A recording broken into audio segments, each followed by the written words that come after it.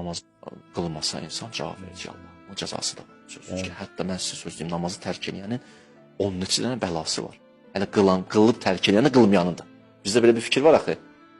Qılıb atson cəzası var, qılma bir ömür narahat olma. Hərdən deyirsən, niyə qılmırsan? Deyir, qılıb ataram, qorxuram.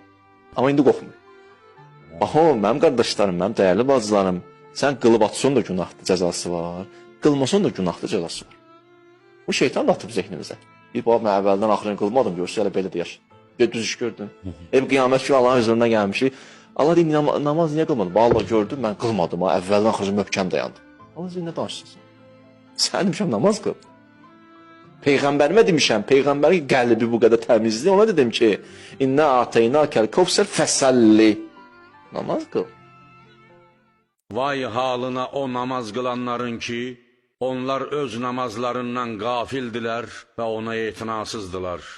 Onlar riyakarlıq edər və ehtiyac olan şeyləri, borc, zəkat, sədəqə, ev ləvazimatı və sair başqalarından əsirgəyərlər.